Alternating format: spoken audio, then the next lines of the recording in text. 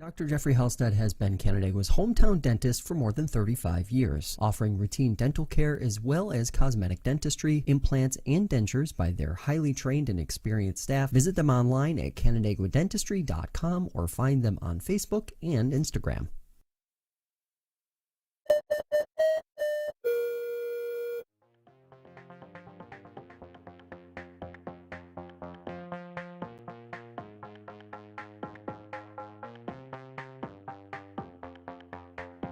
I'm Josh Durso, and this is Inside the FLX. Today we are going in depth on dissolving a village. Wolcott residents will vote in just a couple months on their future after a petition received enough support to force a referendum.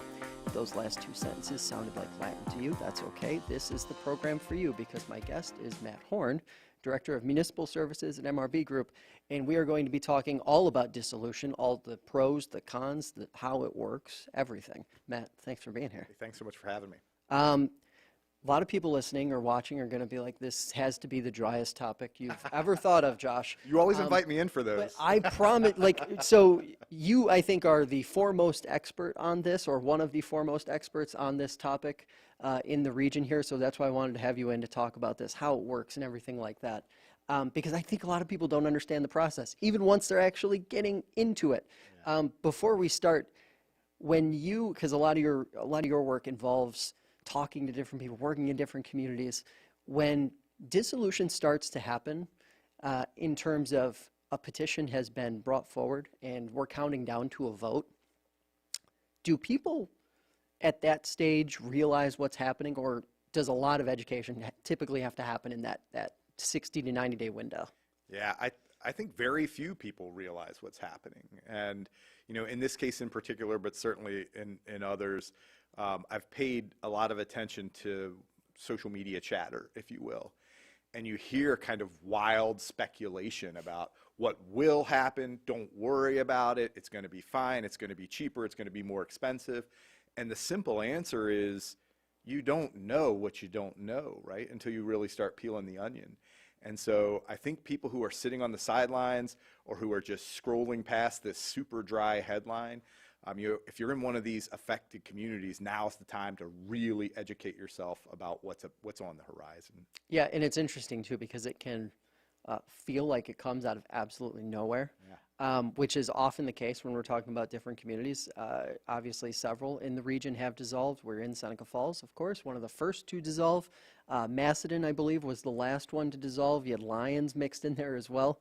Wolcott could become the next, but long road to get there, actually. We've got some time. Can you walk us through what the dissolution process actually is from day the petition gets handed in at Village Hall to potentially the day when the lights are getting shut off in that village? Yeah, so the laws actually changed in the last 10 years. Actually, a little bit more than that. Time's flying. 2010, New York State passed a law called the Citizens Empowerment, Reorganization Empowerment Act. And what that act provided for, what that law now provides for, is the ability for local residents, voters actually, local voters, to begin the process. So historically, prior to 2010, the local government itself, the village, let's use village as an example, although villages, special districts are all eligible for dissolution. So in the case of a village, the village board would say, you know what, we've had enough of it, or it's getting financially challenging, every year it's getting harder, or it just makes sense for whatever variety of reasons. Let's put a plan together. And the village board would commission a plan. And you don't have to use a consultant, but some people do. And you sit around the table and you say, what would life after the village look like? Who would plow the roads? Who would fill the potholes? Who would pick up the garbage? How would the water and sewer get handled? That kind of stuff. And you put that plan in front of voters, and voters in the village, we'll come back to that, that's an important distinction, right? Voters in the village say, hey, that makes sense to me, or that doesn't make sense to me. That path is still a viable path, still a legal path. A board can determine that they'd like to move forward with dissolution. In that case, the residents see the plan, and the residents of the village see the plan and vote on that path. If the residents say, that sounds good, then the plan itself will say, here is the clock and the path toward dissolution, right? So it might say, the law says it can't be less than 45 days from adoption of the plan, or a passage of the referendum, I should say. It can't be more than 45 days from passage of the referendum, but there is no backstop to it. You can say 3 years. We're going to take 3 years to slowly wind this clock down, or we're going to take 46 days to quickly wind this clock down. I don't recommend the 46-day approach. So that's the case of a board-initiated dissolution. The 2010 law added a path, and that's the path that we're hearing about more recently, which is the citizen-initiated approach. In the citizen-initiated approach, you have to get a percentage of local voters to sign a petition that says, we are interested in dissolution of local government. If you get enough signatures, and it's again, percentage of registered voters in the village, if you get enough voters to sign the petition, it's certified, it goes to referendum. Once the referendum is passed, the local government has, the village government has, and I'll come back to why I keep hammering on that. The village government has 180 days to develop a plan, 6 months to develop a plan. Then they adopt the plan, and the plan says, again, no more than 45 days, or sorry, no less than 45 days from now, the village of X will dissolve. Once the board adopts that plan in the citizen-initiated approach, and I know now we're really in the weeds, but in the citizen-initiated approach, once the board adopts that plan, residents of the village get another bite at the apple. And they can say, hey, that plan stinks. There's no way I want to give up my police department or give up my personal garbage service or whatever the plan is calling for. Again, you know, this is a made-up case, but hey, I don't like the way this looks, so I'm going to pass a petition for another referendum. And in the case of the second referendum, we are actually voting on the plan. This plan says we are going to modify law enforcement in some way, modify fire in some way, water, sewer, roads, those things. And then if that referendum passes, only then does the dissolution clock start. If it fails, there's actually a 4-year moratorium before you can consider dissolution again. So that citizen-initiated path is relatively new, less than 15 years old, and it's a little more complex, but it does give residents 2 bites at the apple instead of just the one. In the citizen-initiated version, first referendum goes yes, dissolve, dissolution plan is created. Can the town board reject the plan? Is there a caveat in there where the town board can crank the brake up and say, nah, we're not going forward? So I have a phraseology here, so I'm going to preference my phrase or qualify my phraseology by saying there's no good or bad with respect to the entire concept of dissolution. There's no right or wrong answer for every single community, but I think there is a flaw in the total, not just citizen initiated, but in the total dissolution conversation, which is the town resident outside of the village, the town board, but by the same extension, has no say in dissolution. Similarly, when the residents, so let's say the residents or the village board approves that dissolution plan, that plan is not binding upon the town board. So I'll use an example. The dissolution plan might say, we propose a town-wide police department, because in a village you may have a village police department. In the case of the town of Village of Seneca Falls, the village dissolution plan said, we propose a town-wide police department. The town, on dissolution, took that plan and agreed. And today we have a town-wide police department. It was under no obligation to do so. There are very limited cases where and they're too complex really to even dig at, but residents like, any other time could come forward with an Article 78 to say, hey, there is a dissolution plan and the town is ignoring it. I wouldn't suggest a town board ignore it, but a town board has to take a rational look on behalf of the entire town now and say, these parts of the dissolution plan work for us, maybe these don't. And so what can happen in a dissolution process is that village residents vote on something that they expect to see happen beyond dissolution, and that may or may not happen because the town board's not bound to that document. It's not a town document, it's a village document. Debts, I would assume, are probably the only real transferable thing in this process, right? Yeah, it's really interesting. So and if you look at the town of Seneca Falls dissolution plan, they really focused on, and it was like a pioneering document, really differentiated itself in that it really focused on implementation and cost of implementation. Mm-hmm. This has to happen first, and this is going to cost this much. So debt is something that in New York so far, in nearly every case that I've studied, the debt transfers, but it doesn't have to transfer in its entirety to the full town, right?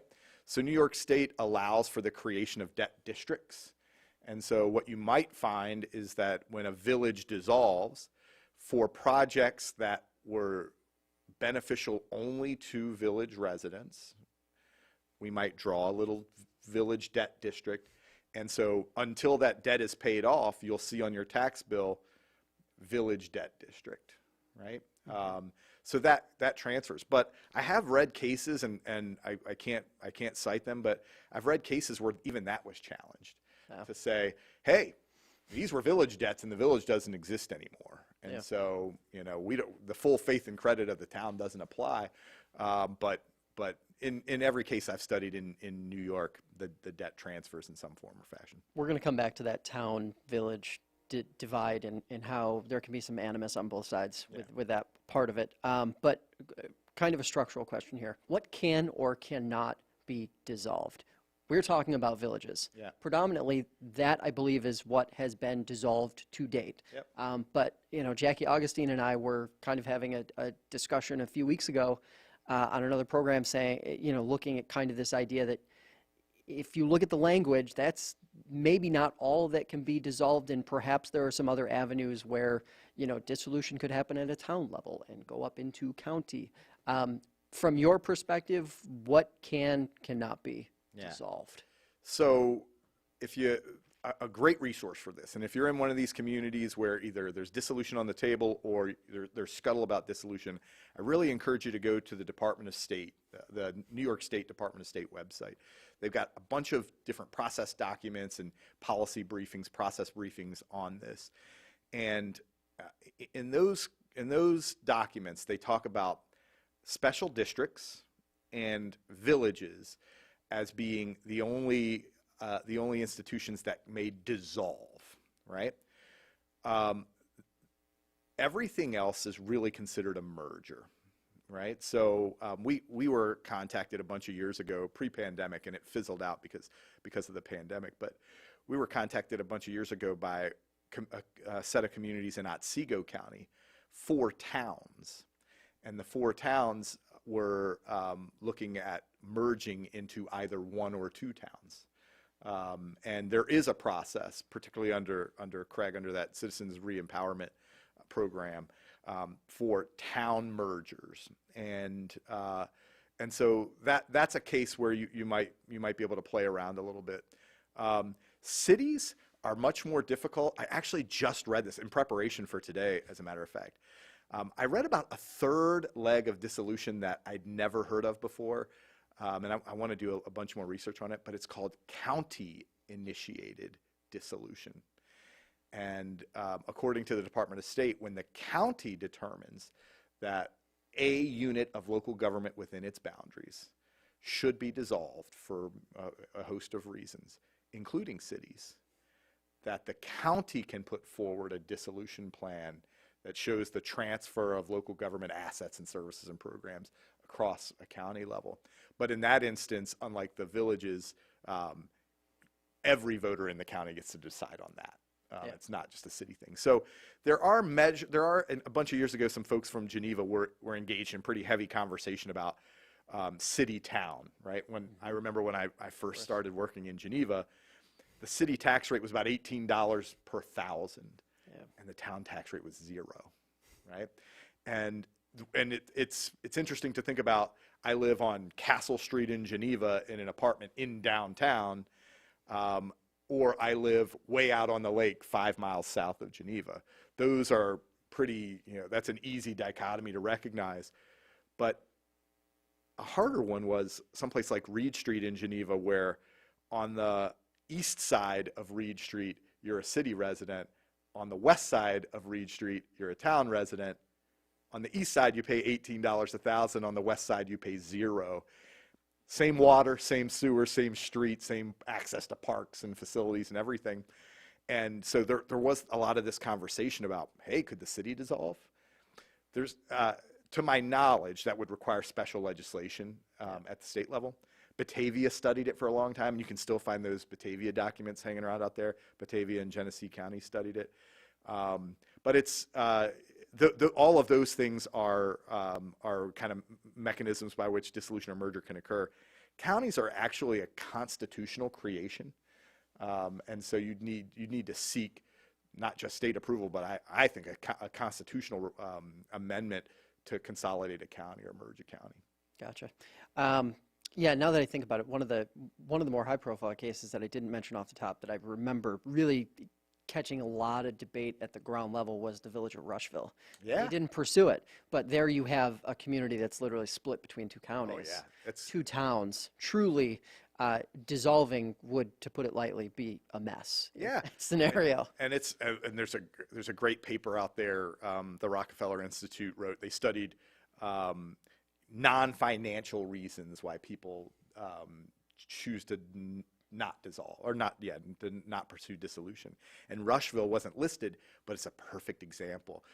All the financial things said this is probably a good deal for the average resident, right? Mm-hmm. But the community said, we believe in our local institutions. We believe in government closest to the people. We want our own library. We want our own, and we just finished a comprehensive plan there a year or so ago, and when we ask about their proudest moments, that was one of their proudest moments, that the community was able to rally, and these were residents, not politicians, that the community was able to rally to say, hey, let's keep our identity, let's keep our institutions. And so it's an interesting case. That's going to be a theme we come back to. What is, when you think about the process, you mentioned folks who live in the town that surrounds whatever village might be dissolving. What's the biggest thing that the process lacks? Is it that town engagement? Yeah, it really is. I think that's the number one thing.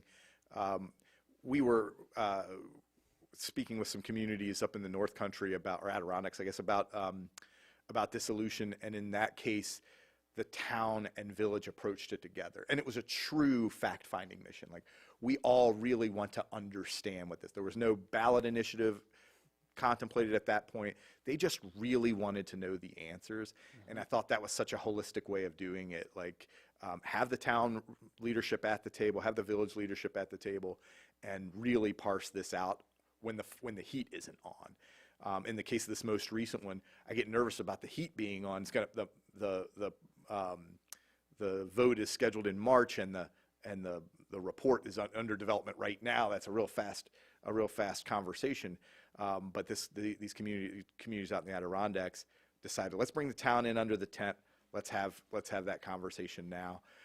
And I just think from a policy perspective, I get back to no good or bad. I mean, thinking about Monroe County, you can think of urban towns, right? Very urban towns. So there is no characterization of urban versus rural. I think of Lyons. Lyons has this cool little village. They call it a hamlet now. This cool village, and then this rural setup. Yeah. That town had been built to manage that rural part of the community, and in rural parts of the community, service demands are different.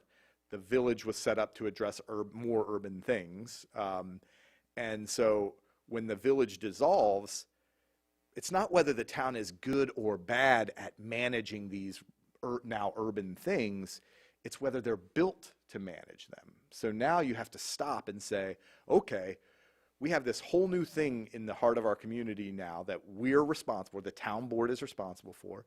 How do we build a government that's responsive to that? And Seneca Falls had to go through the same thing, and basically any community that has any kind of urbanization and to deal with, it's something that towns that are built for rural aren't built to handle. If you had your pick, how much time is kind of the sweet spot of enough time to create a good plan, to really wrap your arms all the way around everything involved and get a good sense for what happens if we do and what happens if we don't? What's that timeline typically look like? Yeah. So for me, it depends on what the aim is here. The reason I love the dissolution conversation is, we were talking a little bit before the session here about my job before Geneva was doing city building in the Southeast and out West, communities that chartered as cities in 2006 and 2007. And the thing I loved about that was building a city from the ground up, not physically, but policy and law and zoning and departments. Here's how the public works department's going to work. And what you did was really look at it from a fresh perspective. This vast area of land had been served by county government since county government existed, right? And now it's going to be serviced by this new local government entity. How will that look? And I think dissolution offers the same opportunity, right? To say, how will this new government approach work? And 180 days seems light to have that conversation, right?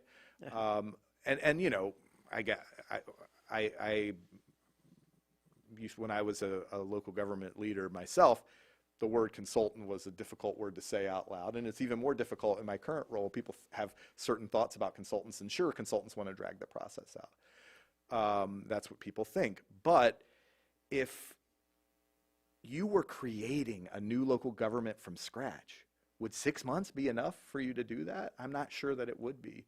I don't know that there's a magic number, but I recognize that the state should put some kind of statutory deadline on it, so that, and they put that specific statutory deadline in place explicitly so local governments didn't drag their feet. Mm-hmm. If you were a village board member who had been balloted by a dissolution initiative, your instinct, if you didn't want to dissolve, would be, yeah, we'll take a look at it, and we'll stretch our legs and wander around it and kick the tires for a couple of years. I understand we got to have a drop dead date, but we're building a government from scratch here. We need to have town leadership in the room. We need to have county leadership in the room. The state does a great job actually of providing Department of State technical support. Let's get those guys in the room. If you don't hire a consultant, don't hire a consultant. You know better. You know your community well. So get all of those people in the room and say, let's build a business plan for a new place, right? Or a new way of managing this old place. And that if I were going to put a statutory put a year statutory deadline on it, but encourage people to be done faster. But it's got to be right. You know, this is forever. Yeah.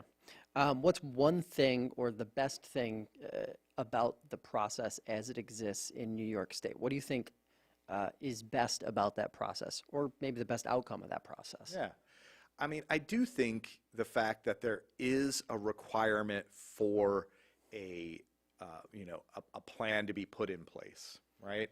That the requirements of the plan really ask you to needle down to some of the most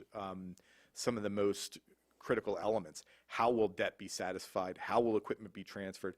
And if you're a local government leader in a community without a big staff, and you're a part-time person, you're a farmer in the daytime, or you're working a factory, or you're a school teacher in the daytime, you haven't done this in a while, right? You've been coming to board meetings, you've been dealing with constituent issues, and the machine kind of runs itself. Yeah. Well, now we're required to open up the hood and get under there and uncover the machine. So like most planning processes, it becomes a real learning experience. And if residents are willing to engage in that, they're going to learn something too. And so, like I said, when we opened about the social media chatter and the people who are just making proclamations about what will happen or what won't happen, I do like the process for that part of it. The idea that you are required to have a clear plan for every element of this transition. Let's talk about some of that chatter and some of the bigger, broader things that come up when we're talking about dissolution. First one is the number one that I think you probably see and I see. Taxes are going to be lower. Yeah. Right or wrong? Complicated answer? Yeah, it is complicated. And I was just, for who? Right? For who? So, and I don't have the exact numbers, but I can tell you, about dynamics. So we'll look at Seneca Falls as an example, right? So in Seneca Falls, the dissolution plan said, we want to have a town-wide police department. And the town board said, we do too.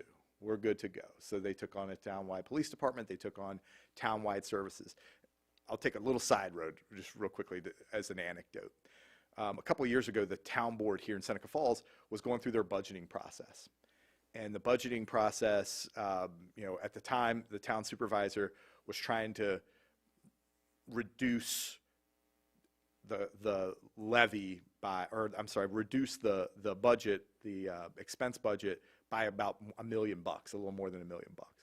And so he was entertaining all ideas, right? Let's entertain all ideas. And one of the ideas that jumped out that made me think about dissolution was they had an expenditure in their budget to replace trash receptacles in the village, the things you put at the curb, right, toters, in the former village. And we're going to spend X thousand dollars this year to replace receptacles in the former village. And that's how they refer to it in the town board, in the former village. And so the supervisor, I believe, looked at that expenditure and said, we're going to zero that out. That doesn't make sense anymore. I understand why it was there, and I understand why it was there through transition. We're beyond transition. That's X thousand dollars that now we can knock off that $1 million that we're trying to find. And another supervisor raised their hand, or another board member raised their hand and said, well, geez, I don't know about that. That's a nice service to have. And someone else on the board said, well, if we're going to do it for one, we got to do it for everybody. Is that a motion? Yes. Is that a second? Yeah. So we were trying to reduce the cost, but we increased the cost. So it's an example of, this for who question, right?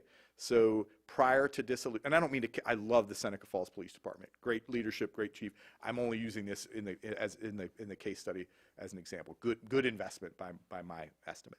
So, but prior to dissolution, the town was served by the Seneca County Sheriff's Department from a law enforcement perspective. Yep. Today, their service level went up because they have a localized presence, but they have to pay for it, right? And so let's use round numbers and say pre-dissolution, the village rate was $15 a thousand,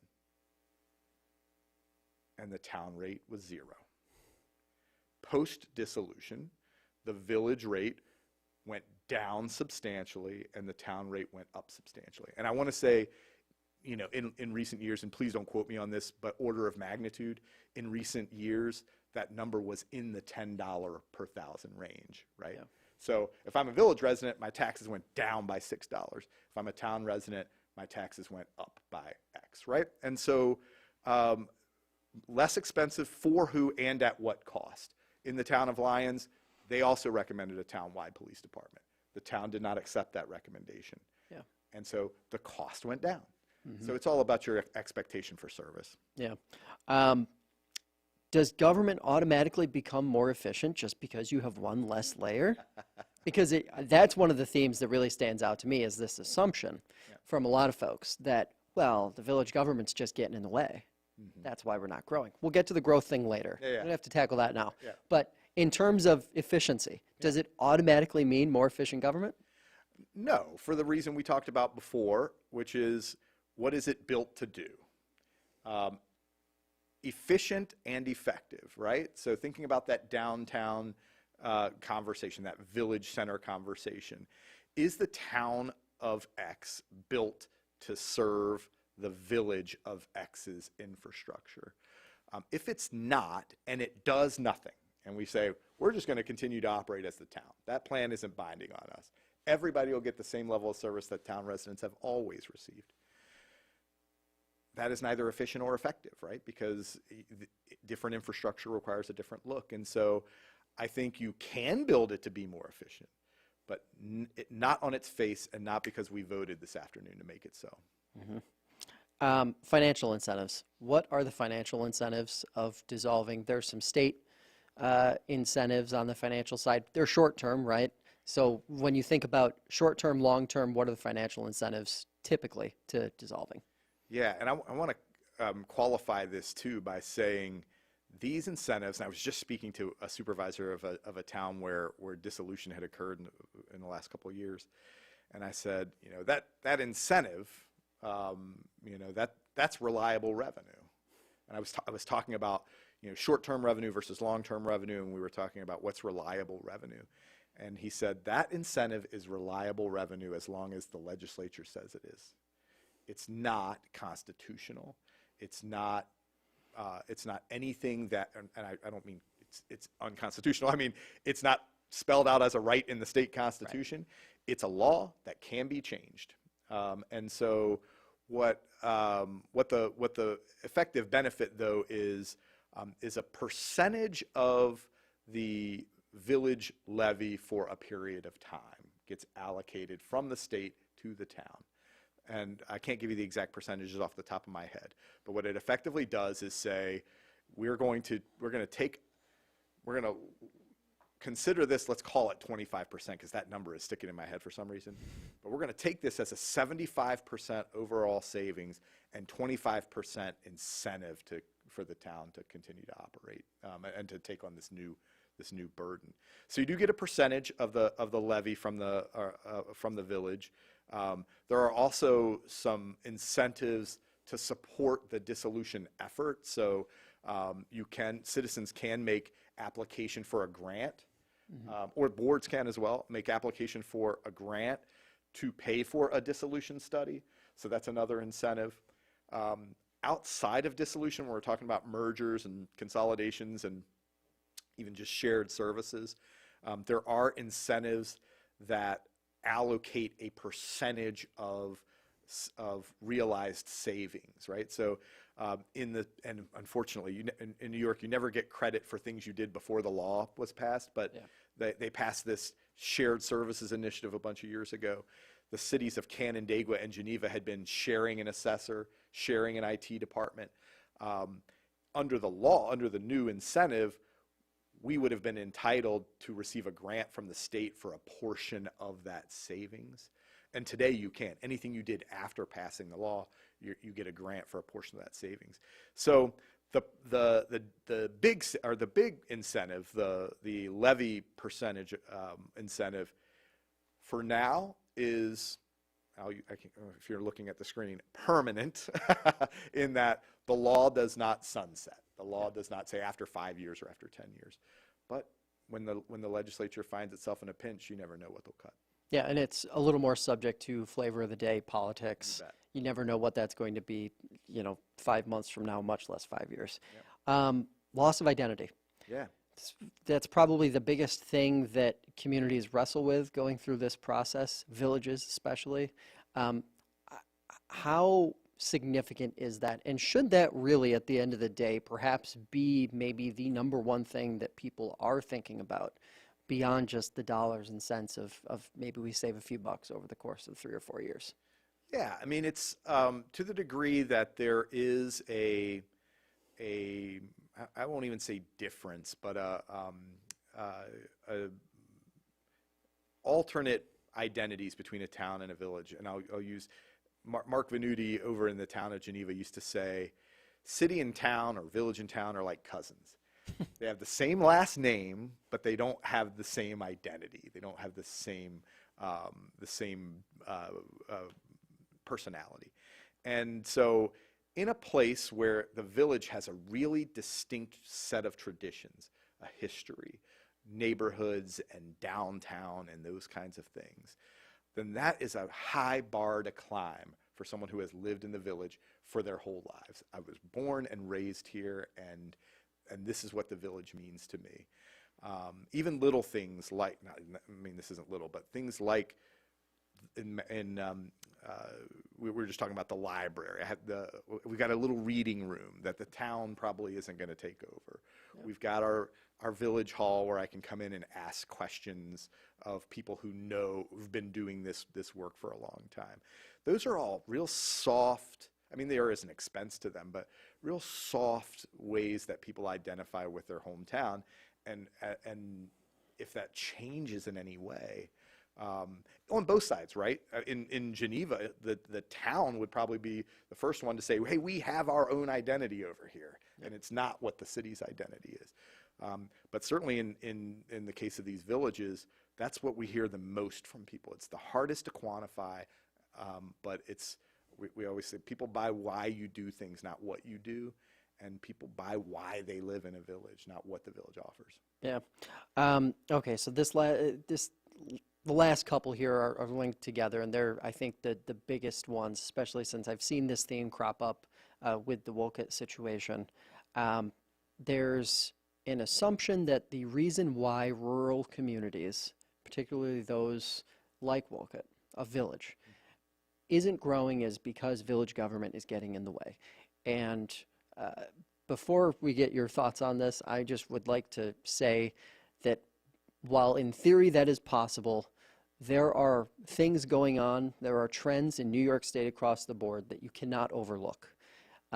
Population decline is one of them. And the decline of rural communities over the last 25 years in New York State is something that cannot be overlooked and will not be fixed by simply dissolving your village government. Now, floor's yours. When you, I just have to say that because it seems like this very simplistic view of, well, the reason why we're not growing or there aren't developers putting down, large businesses or housing developments is because village government's in the way, or clumsy town government's in the way. And I know that so much of your work on the planning side involves digging into the identity and digging into the actual creation of a good plan that allows for growth. Mm-hmm. So what are your thoughts on that when people start to think that dissolution is a fast route to, hey, we're going to be growing next year if we just dissolve our village? Right. It's a great question. And it goes right back to that, what is your town built to do? Yeah. Right? What is your town built to do? And what kind of growth do you want to see? So I think it's not accurate to say that, again, removing a layer of government is going to instantly translate, or even in the long run translate by itself to growth. Yeah. There are so many factors at play. It is possible. Mike Fitzgerald has a piece in the Finger Lakes Times today where he was talking through a comment that had been made on social media about the only way to fix these non-responsive, and I'm paraphrasing, but the only way to fix this non-responsive village board is to dissolve. And Mike's take was, there's a bunch of ways to fix this non-responsive village board, and dissolution might just put you in the hands of a non-responsive town board or a non-responsive, a non-responsive county board or whatever. And again, setting Wolcott aside, people, companies, stores have lots of reasons for locating in places. If I get back to the city town example or the village town example, in villages today, you see factories, you see convenience stores, you see big box stores, you see movie theaters in one village. And in another village, nothing, right? It's hollowed out. So the layer of government, if you go, for instance, go downstate, and maybe that's a bad word, but go downstate and there are dozens and dozens and dozens of villages. And they're densely populated and vibrant and working and it's because the market works, right? The market works. And so when I go to different communities and see growth or decline and see vibrancy or lack of vibrancy, it's very rarely the community form, the form of government that is in the way or not in the way. and not to pick on anybody, if you look at the dissolutions over the last 10 years in New York State, do the digging for yourself. Ask how much growth happened in the community, in the towns today where villages were once before. Did it grow or didn't it grow? And then that would be a fun conversation to have. It's an interesting dichotomy, I think, because you can be going through this dissolution process and future growth could be one of the leading, among the public, could be one of the leading reasons for dissolving government. But then I think about, and I live in Webster, I drive down 104 a few times a week, and I follow very closely the chatter in communities like the town of Ontario, Williamson. And as much as people will say they want to see growth, when growth starts to happen, when housing developments start to be proposed at the planning board meetings, there is intense resistance to it. Yeah. And it's just very interesting to me because you have these two competing ideas that I feel like are floating around people's brains at the same time. Yep. And yet, when the rubber meets the road, it creates a scenario where largely people in these rural communities, they're opposed to the kind of growth that would actually help them. Absolutely. And the question is your town development infrastructure, which is to say the zoning and building permits and that machinery that moves growth through the pipeline, is it built to do what you want it to do? When we work on zoning or development regulation, we have two markers. One is it clear? Mm-hmm. Can Josh read it and he's not an architect? That's important. Yeah. And is it productive? Is it putting out what you wanted it to put out? And we have a lot of ways to measure whether that's happening or not. And we go through the community. People say zoning's just fine, and we'll go through a community and take a picture of a space that's clear, just built, that zoning is clearly not just fine, or development regulation clearly isn't just fine. And so if you go through communities with a village or without a village, if the infrastructure is broken, it doesn't matter. If the development infrastructure is broken, then it doesn't matter what you want or what layer of government is administering it. You have to get it right. Back to that maybe year-long business plan for our new local government. Mm-hmm. What does the zoning look like? What does the development regulation look like? Where do we want to grow? If my gripe is my village isn't growing, then you want somebody to look at why before you just pull the plug on the whole thing. Mm-hmm. And then last thread here, and it is essentially connected. Housing and zoning. There is always, I think, this assumption whether a village has intense zoning or more intense zoning than a town might, that all of a sudden these standards are just going to be everywhere. Yeah. And oh no, I have a farm in the middle of nowhere, and I'm going to have these new rules and regs plopped on me. Typically not the case, right? Absolutely not. Yeah. In Seneca Falls, they were under like everybody is, under a timing constraint, and effectively what happened was they pulled the zoning map from the village and strapped it to the top of the zoning map for the town, and said all the regulations that used to apply in the village still apply in the village, and don't affect the town at all. So then what you want to do is, as you grow and as you get settled into your new role, maybe take another look at future land use or comprehensive planning and say, all right, now that we're not bound by these imaginary lines of village and town, where would we grow now? Where's the infrastructure there already? Where are the traffic counts? Where's the development pressure coming, and how do we want it to look? Those are all questions you can ask, but absolutely not. You should never worry about whether regulation is going to overtake you just because of a dissolution. When you, if you were giving advice to just the average run-of-the-mill resident who might be living in Wolcott, maybe living in another community down the road that is thinking about dissolution, what would you encourage them to think most about while going through that process as a resident? Yeah. I would sit down and make a list of the things I love about living in the village.